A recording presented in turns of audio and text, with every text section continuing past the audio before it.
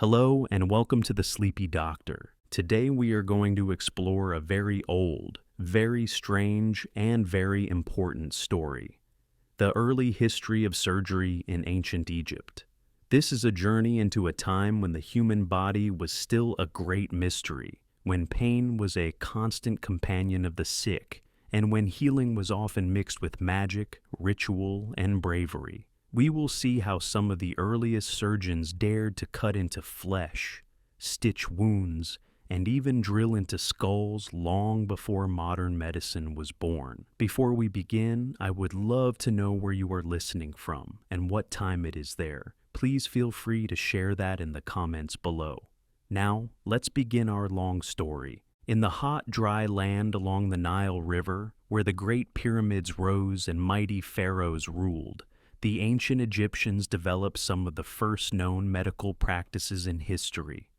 Their world was filled with both wonders and dangers. The desert brought heat stroke, the river carried parasites, and life itself brought many injuries. Broken bones, snake bites, cuts, burns, and infections were common. People lived in a world where death was always near, and so, healers were deeply respected.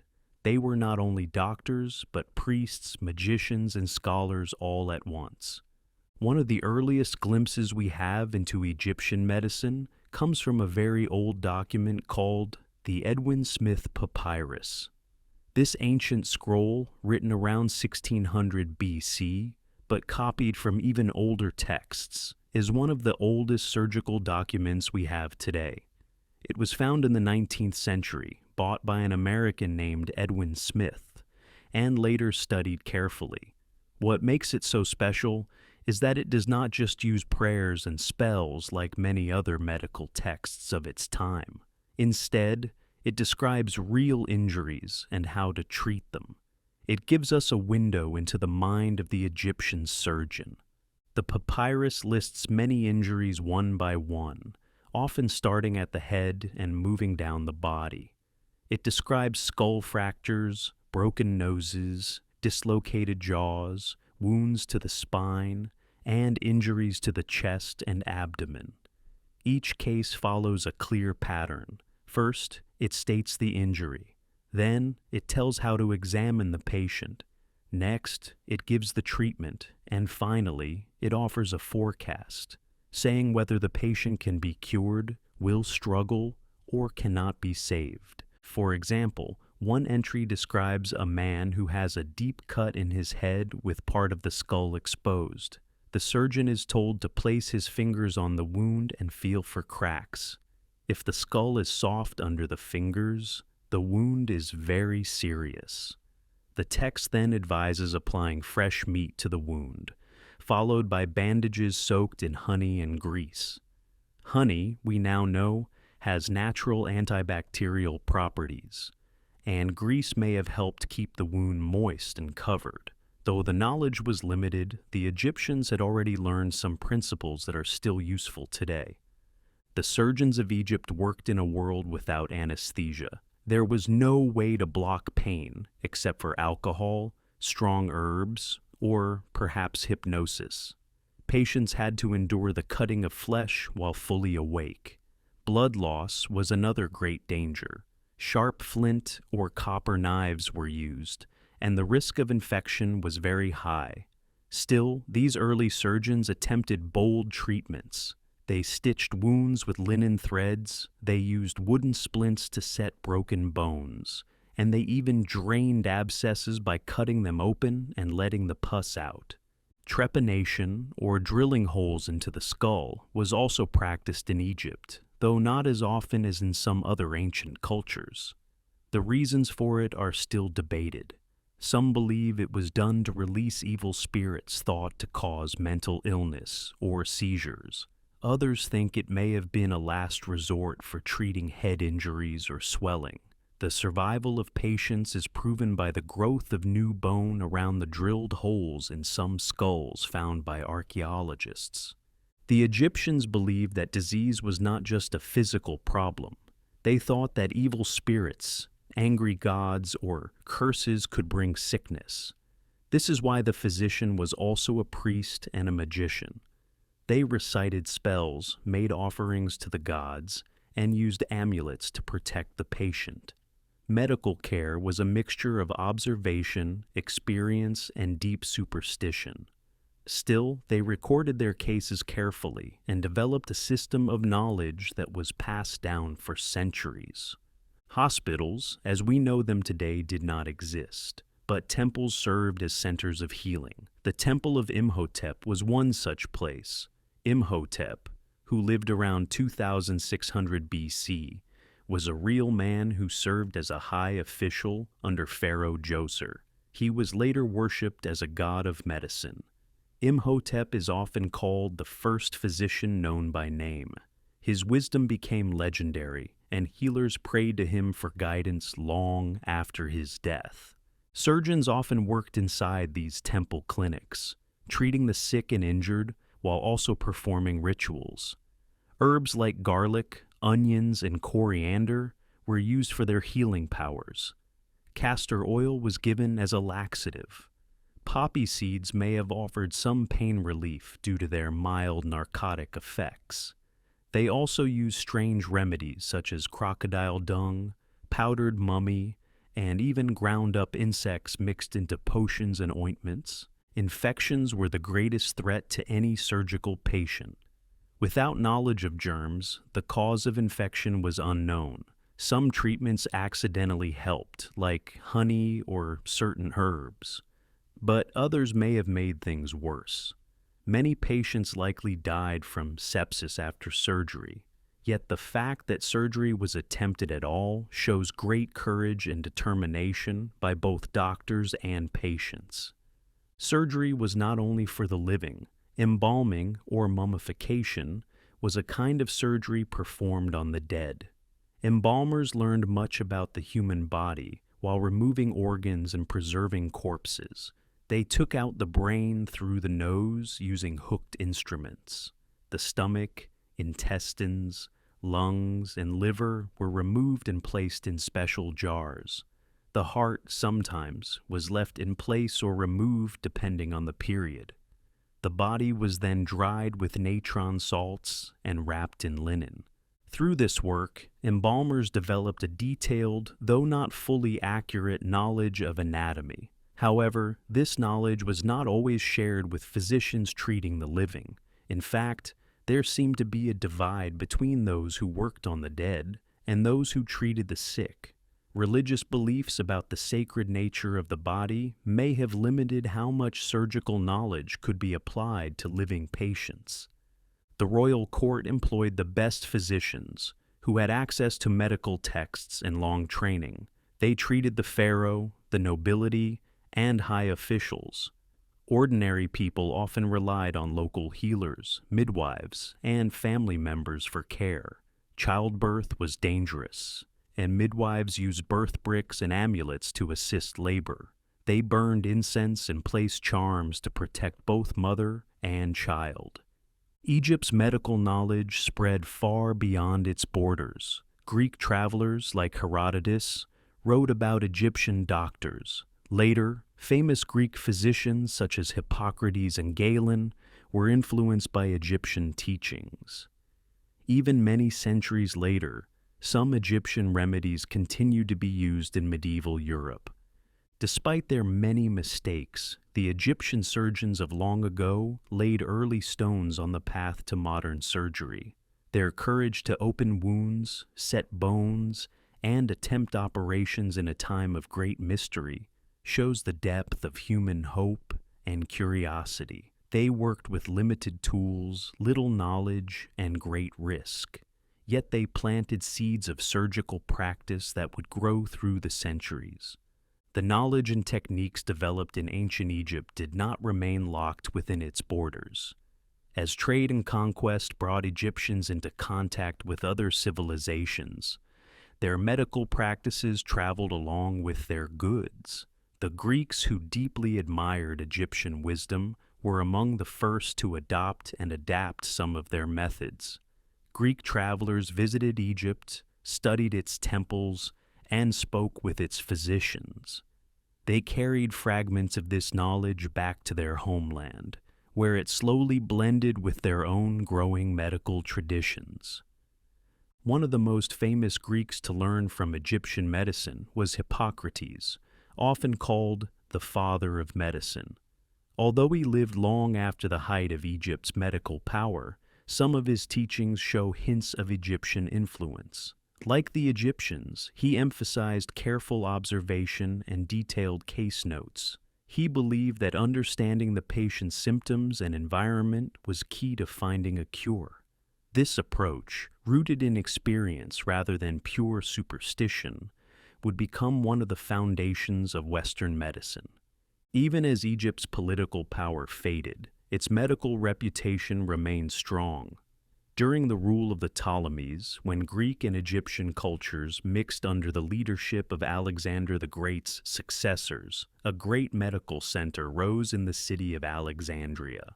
The Library of Alexandria, one of the most famous centers of learning in the ancient world, gathered knowledge from many lands.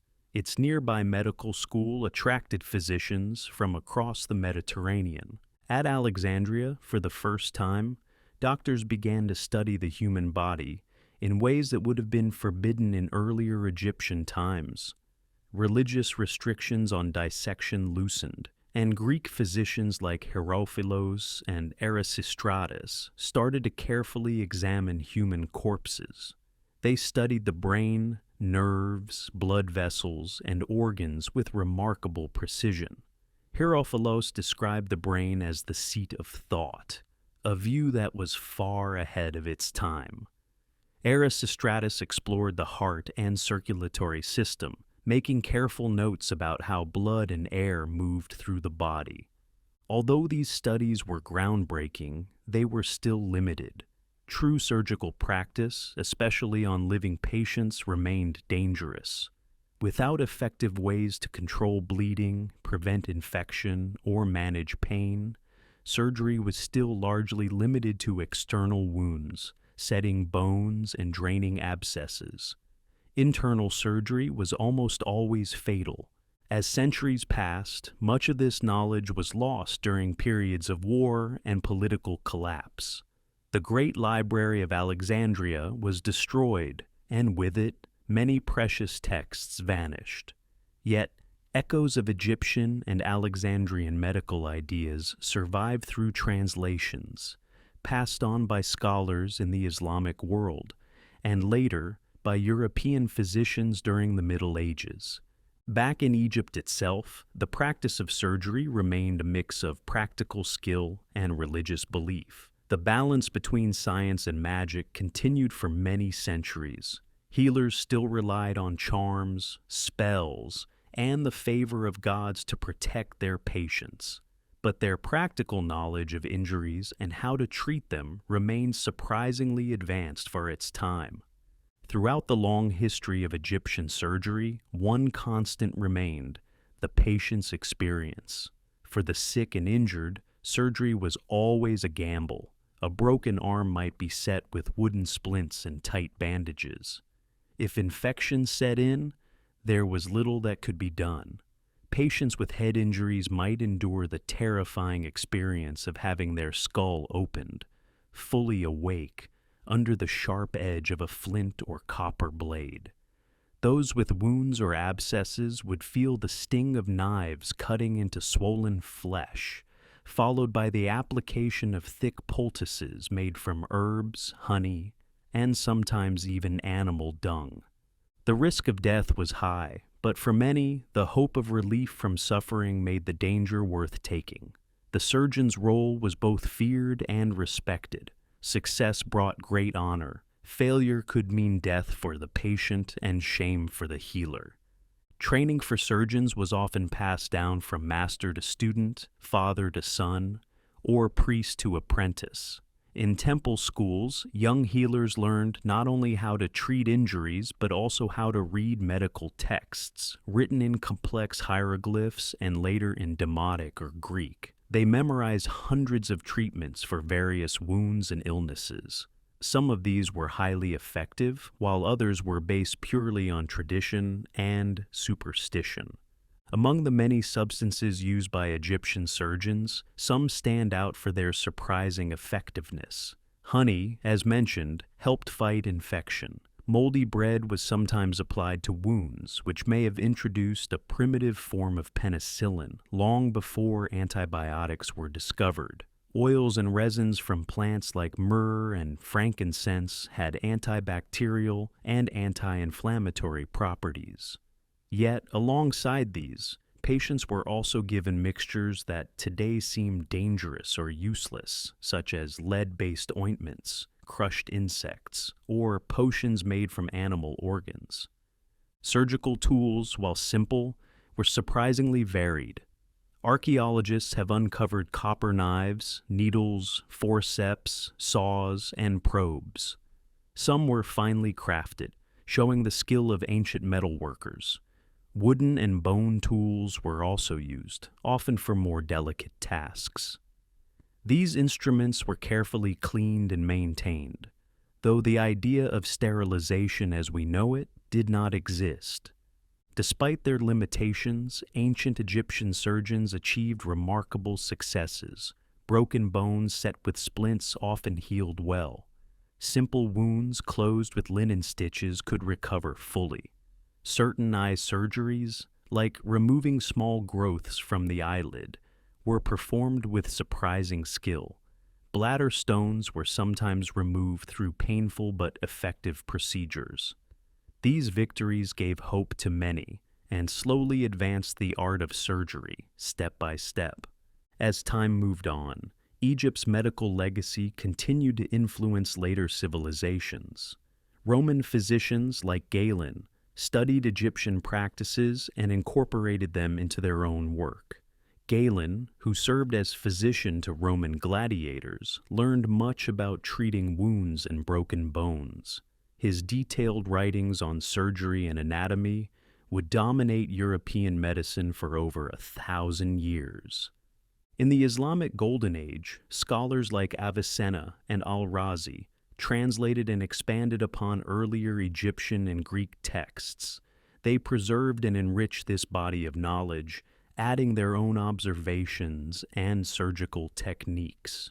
Through these scholars, the legacy of Egyptian surgery reached medieval Europe, where it would eventually contribute to the rebirth of medical science during the Renaissance. Though ancient Egyptian surgeons worked in a world filled with mystery, fear, and pain, their bold experiments and careful records planted the seeds of modern surgery. Their courage to cut into the human body, despite the dangers, opened the first doors to understanding how we might one day heal it. The dark origins of surgery in Egypt remind us of how far we have come, and how much was risked by those who came before us. As the long shadow of ancient Egyptian surgery stretched into the medieval world, many of its practices survived in ways both direct and hidden. The mixture of practical healing and mystical beliefs remained deeply woven into medicine for centuries. But even as superstition held its grip, the quiet accumulation of surgical knowledge never fully stopped. In medieval Europe, where the church controlled much of public life, the practice of surgery was often left to barbers and lower-ranked healers. Many physicians who studied in universities preferred to focus on theory rather than the dangerous work of cutting flesh. Yet these barber surgeons inherited tools and techniques whose roots reached all the way back to Egypt. They used knives, saws, forceps, and cautery irons to perform amputations, lance boils, and drain wounds, many of which resembled the basic methods once recorded on ancient papyri. But even as Europe stumbled through centuries of limited progress, surgery quietly advanced elsewhere. In the Islamic world, centers of learning such as Baghdad, Cairo, and Cordoba became new guardians of ancient medical knowledge. Scholars there not only translated Egyptian and Greek texts, but also added their own discoveries. They wrote detailed manuals on surgical techniques, carefully described surgical instruments, and expanded understanding of anatomy and wound care. This rich body of knowledge would later re-enter Europe during the Renaissance. Back in Egypt, under Islamic rule, medicine continued to evolve. Hospitals known as bimaristans were built in major cities. These institutions provided free care to all who needed it, regardless of wealth or status. Within their walls, physicians treated injuries, performed simple surgeries, and even conducted early forms of clinical training. The spirit of observation, first seen in the Edwin Smith Papyrus, lived on in these hospitals, where doctors recorded symptoms, outcomes, and treatments. The Egyptian experience with mummification also left subtle traces in surgical understanding. Though originally performed for religious reasons, the knowledge gained from handling internal organs helped shape an early awareness of anatomy. The careful removal of the brain through the nose, for example, demonstrated a familiarity with delicate structures of the skull that few others in the ancient world possessed. Though this knowledge was rarely applied directly to the living, its influence seeped into the collective pool of medical understanding over time. In the Renaissance, when European scholars rediscovered ancient texts and began questioning long-held dogmas, surgery finally started to break free from centuries of stagnation. Artists like Leonardo da Vinci dissected human corpses in secret, producing stunningly accurate drawings of muscles, bones, and organs. His work reflected the same curiosity that once drove Egyptian embalmers and Alexandrian anatomists. By the 16th century, pioneers such as Andreas Vesalius openly challenged older ideas, publishing detailed anatomical studies based on direct observation rather than inherited teachings. His groundbreaking book, De Humani Corporis Fabrica, corrected many of Galen's errors and ushered in a new era of scientific anatomy. Though Vesalius worked in a very different world, the chain of discovery leading to his work stretched back thousands of years through Egypt and beyond. Surgery itself began to grow bolder. Ambroise Paré, a French army surgeon in the 1500s, rejected the old practice of pouring boiling oil into gunshot wounds, instead using simple bandages and gentle ointments, much like the honey and herb poultices of ancient Egypt. His success reduced suffering and saved countless lives, continuing the long struggle to make surgery safer. The greatest dangers remained: pain, bleeding, and infection. Surgery was still a brutal experience. Patients were held down, as limbs were amputated with speed and force. Blood poured freely. Surgeons worked quickly, knowing that each passing second increased the risk of death. The lack of anesthesia meant that every cut brought screams. The surgeon's knife was feared almost as much as the illness itself. But change was coming. In the 19th century, the discovery of anesthesia transformed surgery forever. For the first time, patients could be put into a deep, painless sleep during operations. Surgeons no longer had to rush. They could work slowly, carefully, and with greater precision. This one invention alone expanded the possibilities of surgery more than any advance since the early Egyptian healers first touched a flint blade to skin. Soon after, the germ theory of disease, proven by pioneers like Louis Pasteur and Joseph Lister, revealed the true cause of infection. Lister's use of carbolic acid to sterilize surgical instruments and wounds dramatically reduced the number of deaths from sepsis. The terrible risk of infection, which had haunted surgery since the time of the pharaohs, finally began to fade. As the 20th century unfolded, surgery reached new heights that the early Egyptian practitioners could scarcely have imagined. Blood transfusions, organ transplants, heart surgery, and brain operations became possible. Tools grew more advanced, scalpels became sharper, sutures more precise, and instruments more delicate. Surgeons now worked with teams, specialized training, and technologies that allowed them to see inside the body without making a single cut. Yet, even as modern surgeons perform complex procedures using robotic arms and computer guidance, the roots of their art still reach back to that dry land beside the Nile. The courage of those first Egyptian surgeons, standing over wounded bodies with nothing but sharp stone blades and a hope, remains at the foundation of modern surgical practice. Their story is one of trial, error, and determination.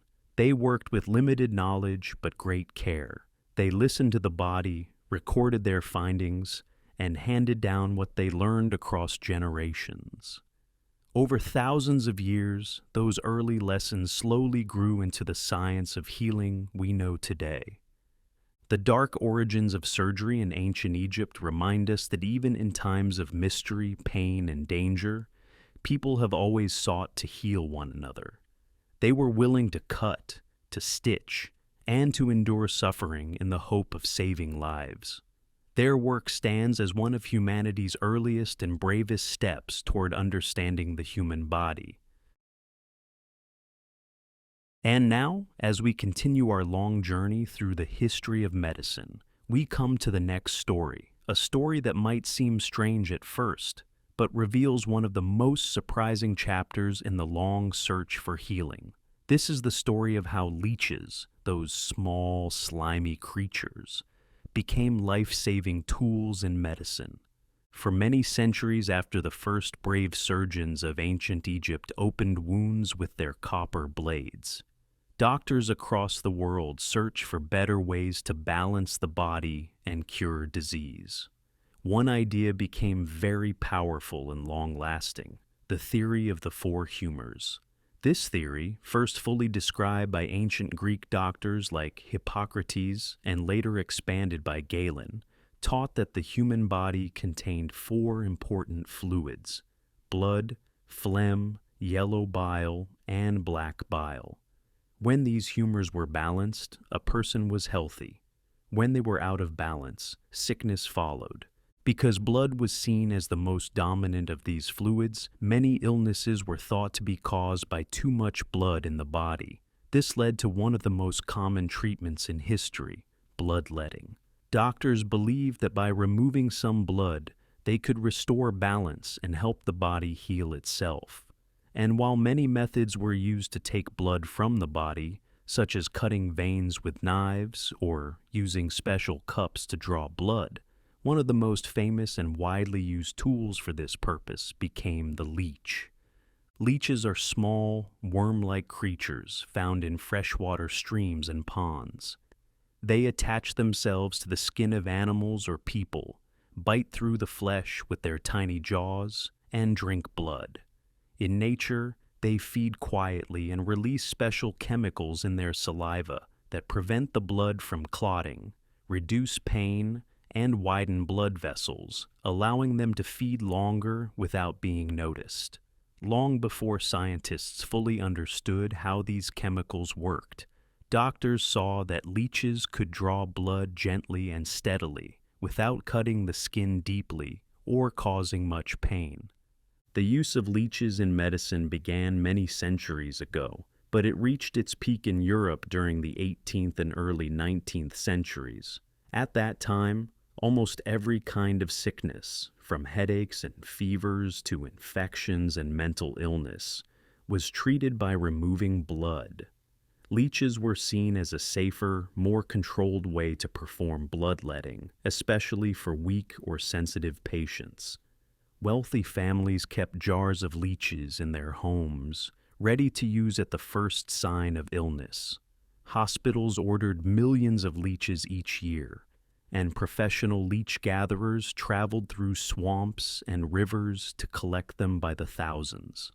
In France during the early 1800s, the fashion for leech therapy became so extreme that the country faced a shortage of leeches. Doctors like François Broussais, a famous French physician, believed that nearly every illness could be treated with leeches. He applied dozens of them to his patients at a time, especially to reduce inflammation, which he thought was the root cause of most diseases.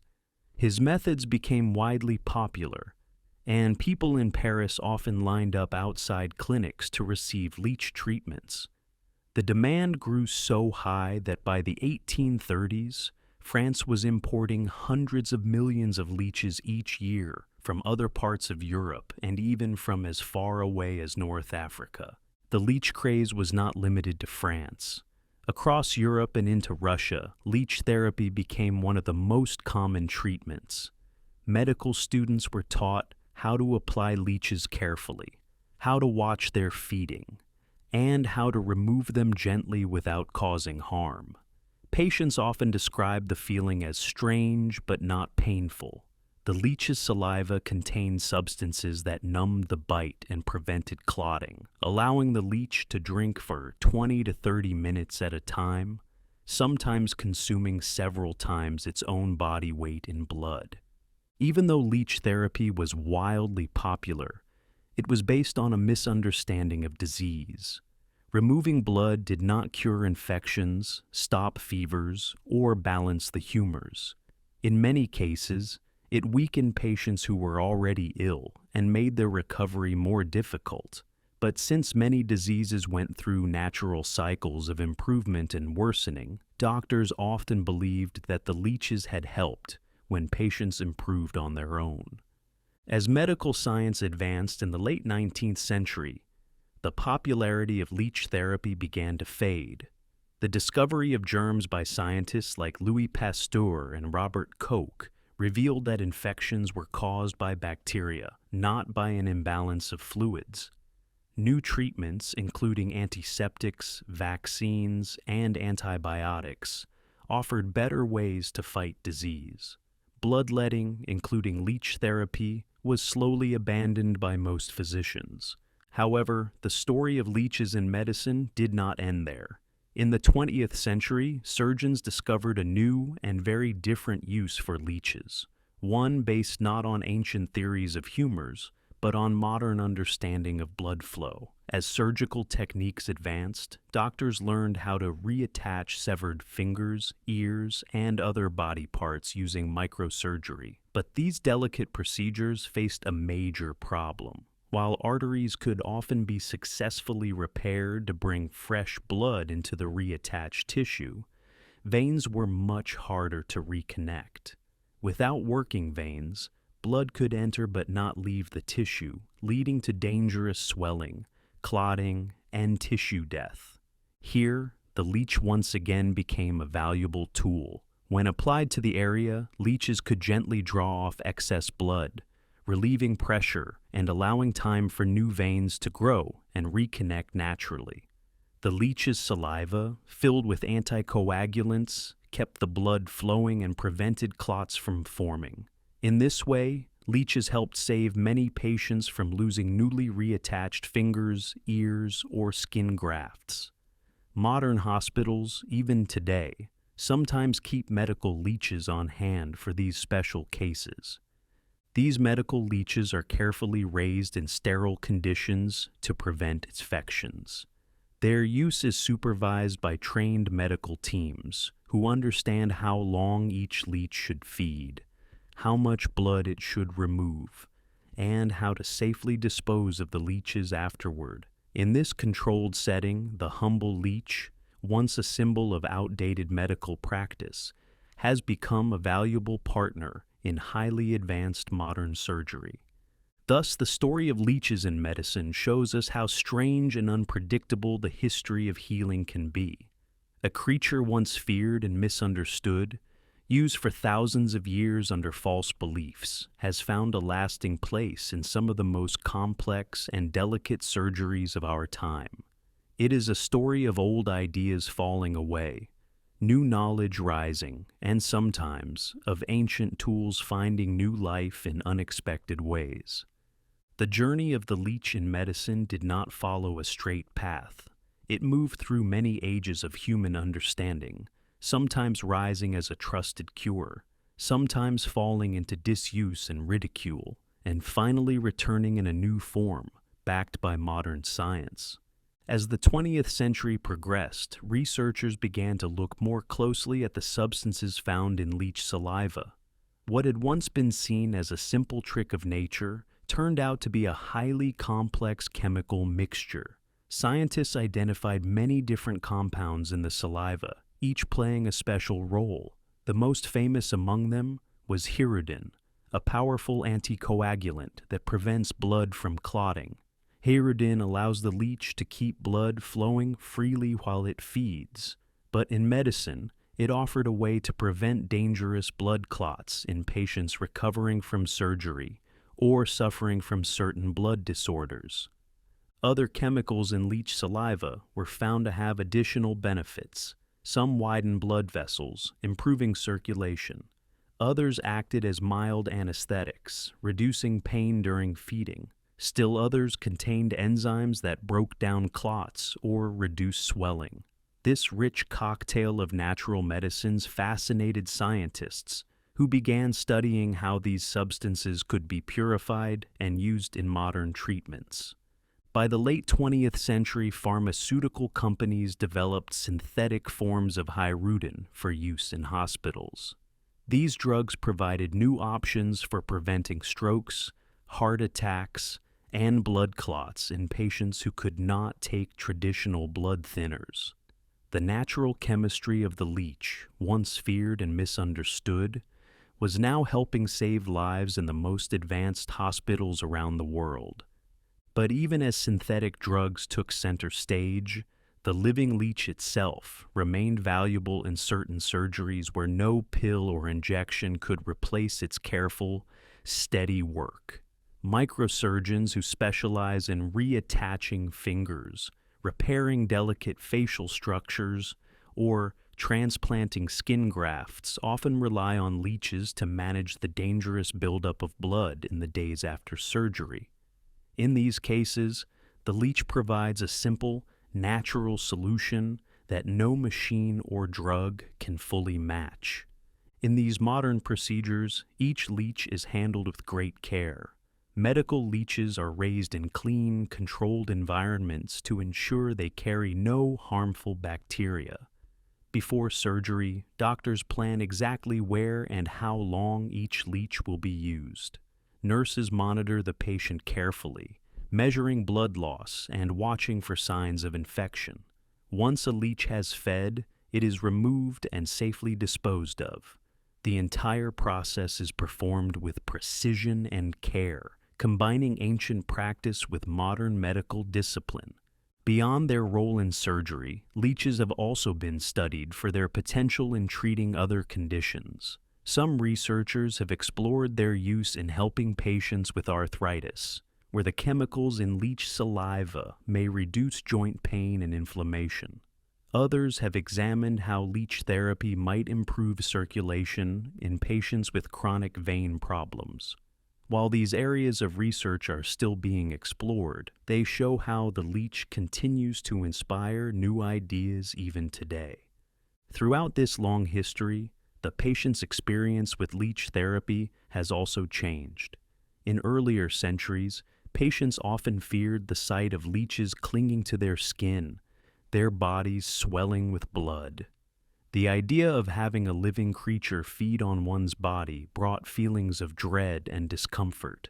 But in modern hospitals, where patients are carefully prepared and educated, many now see leeches not as terrifying creatures, but as helpful tools. Some even express a strange sense of gratitude for the leech's work, knowing that its feeding may help save a limb or preserve delicate tissue that might otherwise be lost. The story of leeches in medicine is also a story about the limits of human knowledge and how ideas that once seemed certain can be overturned. For centuries, doctors believed that draining blood could balance the body and cure nearly any disease. This belief led to the overuse of bloodletting and the suffering of countless patients who were weakened rather than healed. Yet, hidden within this flawed practice was a tool that, when used correctly, offered real benefits. It took centuries of trial, error, observation, and finally, scientific study to uncover the true value of the leech. Along the way, many doctors made mistakes. Some clung to old beliefs for too long. Others took bold steps forward, questioning tradition and seeking better answers. In the end, the leech's journey mirrors the broader story of medicine itself, a long path from darkness to understanding, from superstition to science, from fear to healing. Even now, as we sit in a world of advanced machines, powerful drugs, and genetic medicine, the leech remains beside us, a small, ancient creature that once clung to the legs of travelers wading through rivers, now carefully applied by skilled surgeons in sterile operating rooms. Its survival in modern medicine reminds us that nature often holds secrets that we do not fully understand, and that sometimes even the simplest creatures can teach us powerful lessons about life, healing, and the endless human search for knowledge. As we leave behind the story of leeches, we carry forward yet another chapter in the long, strange, and fascinating history of medicine. Each chapter builds upon the last, and each discovery brings us one step closer to the art of healing that doctors have sought for thousands of years. And now, as we move forward from the quiet, steady work of the leech, our long story continues into yet another chapter of medical history. Each step along this path reveals how deeply human beings have always tried to conquer illness and suffering, often reaching into unlikely places for answers. Just as leeches taught us that even nature's smallest creatures could hold healing power, the next part of our journey shows how doctors turn to entirely new ways of seeing and understanding the human body itself. For thousands of years, healers could only treat what they could see and touch. They could feel a swollen limb, observe a fever, listen to a cough, or examine a wound. But the inner world of the body, the hidden places where organs, bones, and tissues live, remained a mystery. Even the bravest surgeons could only guess at what lay beneath the skin, for any attempt to explore inside often meant risking the patient's life. This great limitation haunted medicine for centuries. Many diseases began deep within the chest, the abdomen, or the brain, where no eyes could reach without danger. The inability to look inside meant that tumors grew unseen, organs failed quietly, and infections spread through hidden spaces. Doctors could only watch helplessly as patients worsened, unable to know exactly what was happening within. But in the late 19th century, everything began to change, thanks to a new discovery that would forever transform how doctors diagnose disease. This was the discovery of X-rays. It was a breakthrough that finally allowed physicians to peer inside the living body without making a single cut. The discovery came not from a doctor, but from a German physicist named Wilhelm Conrad Röntgen in 1895. While experimenting with cathode rays in his laboratory, Röntgen noticed something strange. Even though the rays were invisible, they seemed to pass through solid objects and cast shadows of hidden structures onto photographic plates. Most astonishing of all, when his wife placed her hand in front of the rays, the image that appeared showed the bones of her hand, with her wedding ring faintly visible on her finger. Röntgen called this strange new form of energy X-rays, with the X standing for unknown. News of his discovery spread rapidly across Europe and America, causing immediate excitement in both the scientific and medical worlds. Within months, hospitals were setting up makeshift X-ray machines. For the first time in history, doctors could see broken bones, swallowed objects, and even some tumors inside living patients without surgery. The first X-ray images were crude, but their impact was enormous. Surgeons now had a tool to guide their work. Broken bones could be set with far greater accuracy. Bullets or foreign objects lodged deep inside the body could be located before attempting risky surgeries. Infections such as tuberculosis, which often filled the lungs with fluid, could now be detected long before the patient grew seriously ill. The development of radiology as a new branch of medicine began quickly. Hospitals built special rooms for X-ray machines, and a new group of specialists, radiologists, emerged to operate the complex equipment and interpret the shadowy images. Patients marveled at the strange pictures of their own skeletons, while doctors cautiously explored this mysterious new window into the body. Yet, like many medical breakthroughs, X-rays came with hidden dangers that were not fully understood at first. In the early years, doctors and technicians often exposed themselves and their patients to far too much radiation. Some physicians even performed X-ray demonstrations in public, allowing curious crowds to view their own bones. Over time, repeated exposure led to burns, cancers, and other health problems among early radiologists. It would take decades before the risks of radiation were fully understood and protective measures put in place. Still, the power of X-rays was undeniable. They allowed doctors to see beyond the surface, revealing the silent progress of many diseases. Over the 20th century, the technology improved rapidly. Machines became more precise, images grew sharper, and the ability to control radiation exposure greatly reduced risks to patients and staff. But even X-rays had their limits. They could show bones and dense structures clearly, but soft tissues like the brain, liver, or heart remained difficult to study in detail. This challenge led to the invention of even more advanced imaging methods that would continue to transform the practice of medicine. In the 1970s, scientists developed computed tomography, better known as the CT scan. Using a rotating X-ray machine combined with computers, CT scans could create detailed cross-sectional images of the body, layer by layer. Tumors, internal bleeding, infections, and even small injuries could now be seen with stunning clarity.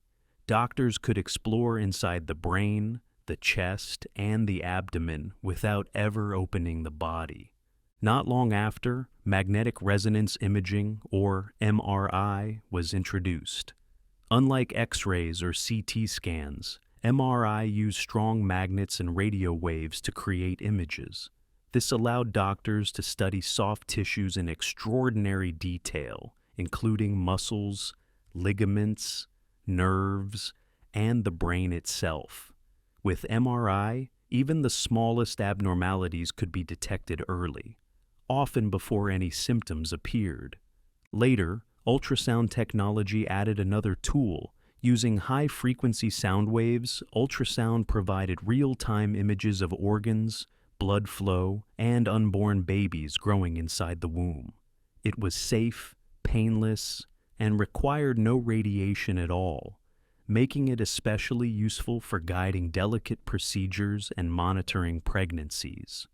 Through these technologies, the invisible world inside the human body was finally revealed in full.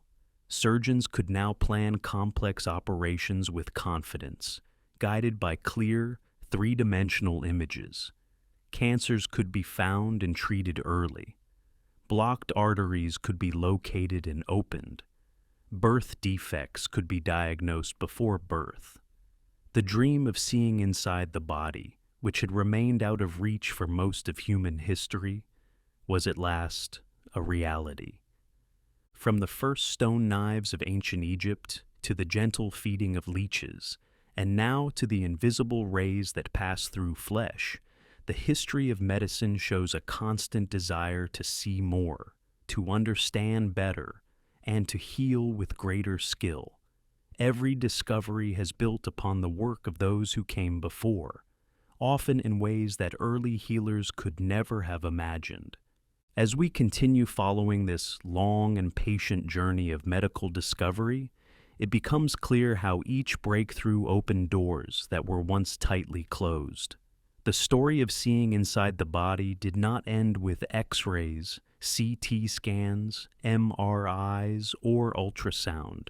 With each new tool, doctors were able to uncover more secrets hidden deep within our tissues. Yet, the ability to see was only one part of the battle.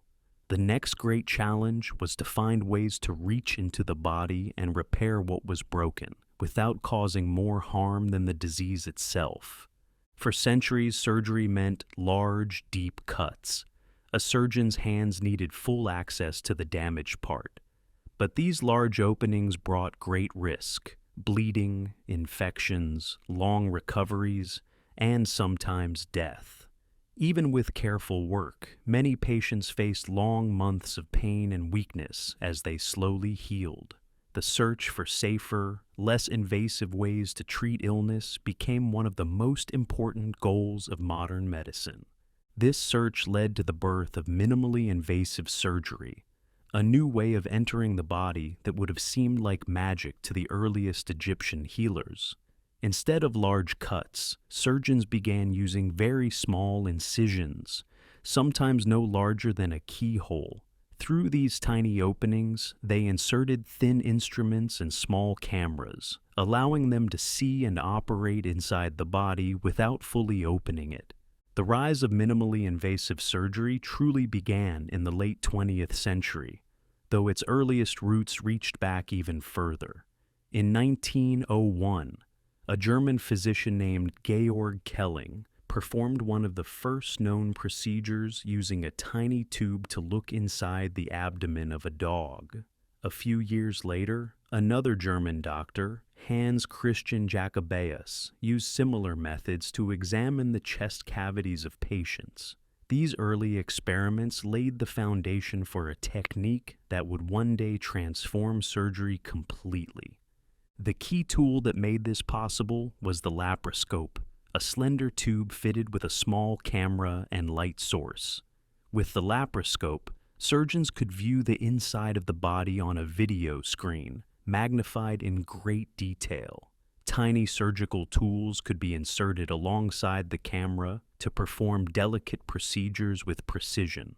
The surgeon's hands no longer needed to touch the organs directly. Instead, they guided instruments through long, narrow channels, watching their movements carefully on the screen. The first widely accepted laparoscopic procedures were performed in the late 1980s, starting with gallbladder removal. Soon, the technique spread to many other surgeries, repairing hernias, removing portions of the intestine, treating certain cancers, and even operating on the heart. Patients who once faced long hospital stays and large scars could now often go home within days, with far less pain, faster recovery, and smaller wounds that healed quickly. The success of minimally invasive surgery pushed medical innovation even further. Robotic surgery followed soon after.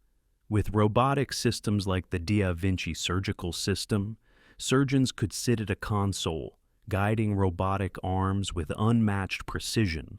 These arms held tiny tools that could twist, bend, and move in ways human hands could not.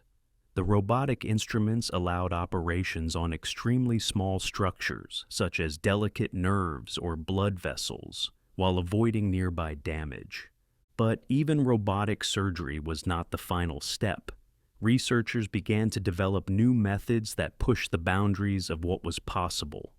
Natural orifice surgery, for example, used the body's own openings, such as the mouth or rectum, to reach internal organs, leaving no external scars at all. In some cases, doctors inserted flexible tubes equipped with cameras and tools through blood vessels to repair the heart or brain without opening the chest or skull. These incredible techniques were supported by powerful imaging systems. Real-time images from ultrasound, MRI, or CT scans guided surgeons as they worked inside the body. Some systems even use 3D models of the patient's organs to help plan and navigate the operation before a single cut was made. Computers, lasers, and advanced optics joined hands with the surgeon, allowing a level of accuracy that early healers could never have dreamed of. And yet, as advanced as these tools have become, the spirit of surgery remains the same. The careful balance between risk and healing, the steady hand, the patient trust, all continue just as they did thousands of years ago, when an Egyptian surgeon first placed a copper knife on a wounded soldier's head and hoped to save his life. As we look at the long history of surgery, from open wounds treated with honey and linen to robotic arms guided by computer screens, we see one constant thread: the endless effort to reduce suffering. Every new tool has been created to help patients heal faster, suffer less, and live longer. The story of surgery is not a tale of machines replacing people, but of people finding new ways to serve one another with greater skill, care, and compassion. Even now, new frontiers continue to open. Scientists are exploring the use of nanotechnology, tiny particles that can travel through the bloodstream to deliver medicine directly to diseased cells. 3D printing allows doctors to create custom implants, replacement bones, and even artificial organs built layer by layer. Gene editing offers the hope of correcting inherited diseases before they cause harm. And artificial intelligence is beginning to assist doctors by analyzing vast amounts of data, finding patterns that the human eye might miss. Each of these breakthroughs builds upon the quiet, determined work of those who came before. The ancient Egyptian healer feeling a cracked skull with his fingers, the French doctor placing leeches on a fevered patient, the physicist watching X-rays reveal the bones of a hand. All of them took small steps toward the great art of healing we practice today. Their hands reached into darkness, their hearts faced uncertainty, but they moved forward again and again, driven by one simple goal: to ease pain, to save lives, and to understand the human body a little more clearly with each passing generation. And so, our long journey through the history of medicine continues, always reaching forward, always learning, always guided by that quiet hope which first lit the fires of healing beside the ancient Nile. And that brings us to the end of this long story through the dark and surprising history of surgery and healing, from the earliest Egyptian surgeons with their stone knives, to the strange rise of leeches, to the quiet glow of X-ray machines, and finally to the precision of modern robotic arms. Every step along the way has carried the same simple hope: to ease pain, to save life, and to understand the body just a little more with each generation. Before you go, I would love to know where in the world you are listening from and what time it is for you right now. Please share that down below in the comments. It's always wonderful to see how far this community reaches across the world. If you enjoyed this journey through the forgotten corners of medical history, I invite you to subscribe to the channel. We will continue exploring many more such stories, rare, surprising, and often unknown tales from the long human struggle to heal and survive. There is much more to discover together. Thank you for watching. Take care, and I'll see you in the next story.